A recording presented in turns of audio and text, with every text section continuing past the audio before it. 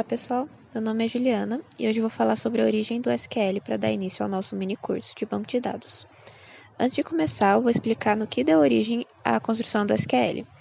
Responsável por isso foi Edgar Gold, formado em Ciências da Computação pela Faculdade de Oxford, nos Estados Unidos. Ele foi o criador da teoria do modelo de banco de dados relacional, o termo aplicado para Sistema Gerenciador de Banco de Dados, ou SGBD. Nessa aula eu vou mostrar alguns modelos desse SGBD. Esse modelo se baseia em dois conceitos, entidade e relação. Uma entidade é um elemento caracterizado pelos dados que são relacionados na sua identificação, designado por uma tabela. Na construção da tabela, identifica-se os dados da entidade. A atribuição de valores da entidade constrói um registro na tabela. A relação determina o modo de como cada registro de cada tabela se relaciona a registros de outras tabelas. Edgar Code propôs 12 regras, que são um conjunto de 13 regras numeradas de 0 a 12, para definir o que é necessário para um sistema gerenciador de banco de dados ser designado como relacional. Regra 0. O sistema precisa ser qualificado como relacional, como um banco de dados e como um sistema de gerenciamento. Para um sistema se qualificar como um sistema de gerenciamento de banco de dados relacional, SGBD, esse sistema precisa usar suas facilidades de relacionamento para gerenciar o banco de dados. Regra número 1. A regra da informação. Todas as informações do banco de dados necessitam estar representadas de apenas uma forma, nomeados por valores em posições de colunas dentro de registros de tabelas. Regra número 2. A regra de acesso garantido. Todos os dados necessitam ser acessíveis. Essa regra é essencialmente uma reafirmação do requisito fundamental para chaves primárias. Diz que todo valor na base de dados necessita ser logicamente endereçável por um nome específico do conteúdo de tabela, o nome do conteúdo da coluna e o valor da chave primária do conteúdo do registro. Regra número 3. Tratamento sistemático de valores nulos. O SGBD deve permitir que cada campo possa permanecer nulo ou vazio. Especificamente, ele deve suportar uma representação de falta de informação e informações inaplicáveis que é sistemática, diferente de todos os valores regulares, independente do tipo de dados. É também implícito que tais representações devem ser manipuladas pelo SGBD de maneira sistemática. Regra número 4. Catálogo online, baseado no modelo relacional. Os metadados devem ser armazenados e gerenciados como dados comuns, ou seja, em tabelas no interior do banco de dados. Esses dados devem estar disponíveis aos usuários autorizados, utilizando a linguagem de consulta padrão do banco de dados. Regra número 5. Sublinguagem ampla de dados. O sistema necessita suportar ao menos uma linguagem relacional que possua uma sintaxe linear, possa ser utilizada interativamente, suporte operações de definição de dados e suporte operações de manipulação de dados. Regra número 6. Atualização por meio de visualizações. Todas as visualizações que são teoricamente atualizáveis devem ser atualizadas pelo sistema. Regra número 7. Inserção, atualização e exclusão de alto nível.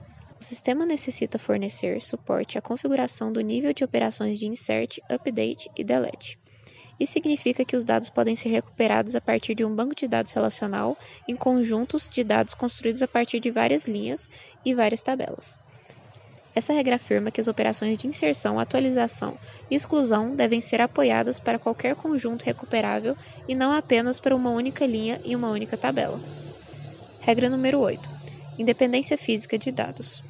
Aplicativos e recursos ad hoc não são afetados logicamente quando os métodos de acesso ou as estruturas de armazenamento físico são alterados.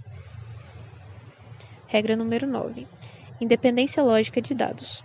Aplicativos e recursos ad hoc não são afetados logicamente quando de alterações de estruturas de tabela que preservem os valores originais da tabela. Alterações nas relações e nas visualizações causam pouco ou nenhum impacto nas aplicações. Regra número 10. Independência de integridade. Todas as restrições de integridade necessitam ser especificadas separadamente dos programas de aplicação e armazenadas no catálogo. É necessário que seja possível mudar essas restrições sem que necessariamente tenha-se de modificar as aplicações. Regra número 11. Independência de distribuição. A distribuição de partes do SGBD em várias localidades devem ser transparentes para os usuários do mesmo. Aplicações existentes necessitam continuar a operação com sucesso, quando uma versão distribuída do SGBD é introduzida pela primeira vez e quando os dados distribuídos existentes são redistribuídos em outras localidades físicas. Regra número 12. A não transposição de regras. Se o SGBD dá suporte a acesso de baixo nível aos dados, não deve haver um modo de negligenciar as regras de integridade do mesmo. Bom, essas foram as 12 regras do Edgar Code. Em 1973, a IBM implementou o modelo relacional de Code. Antes mesmo dessa data, Code trabalhava na IBM e ele tentou muitas vezes conseguir incluir essa teoria, só que sem sucesso. Em seus planos, o subprojeto chamado Sistema R foi onde ele incluiu essa teoria do modelo relacional que deu origem ao SQL. Nesse projeto participaram os co-inventores Donald Chamberlain e Raymond Boyce. Agora eu vou explicar sobre os subconjuntos do SQL. Primeiro, o DQL, Linguagem de Consulta de Dados. Define o comando utilizado para que possamos utilizar os dados armazenados no banco. E aqui no slide eu vou deixar um exemplo de aplicação desse comando, o select. DML, Linguagem de Manipulação de Dados. Define os comandos utilizados para manipulação de dados no banco. Por exemplo, o insert, o update e o delete. Vou deixar os exemplos aqui no slide. DDL, Linguagem de Definição de Dados. Define os comandos utilizados para a criação de tabelas, views, índices, atualização dessas estruturas, assim como a remoção. Por exemplo, os comandos create, alter e drop. DCL, Linguagem de Controle de Dados. Define os comandos utilizados para controlar o acesso aos dados do banco, adicionando e removendo permissões de acesso, por exemplo, o comando grant e o revoke. DTL, Linguagem de Transação de Dados. Define os comandos utilizados para gerenciar as transações executadas no banco de dados. Como iniciar uma transação, confirmá-la ou desfazê-la. Por exemplo, os comandos begin, commit e rollback. E para finalizar essa primeira aula, esses são alguns exemplos de SGBDs utilizados hoje em dia. Tem o MySQL, que é muito utilizado, o PostgreSQL, tem o SQL Server da Microsoft e o Oracle Database. São sistemas muito utilizados no mercado de trabalho hoje em dia. E agora na próxima aula vocês vão aprender a como instalar essa ferramenta na máquina de vocês.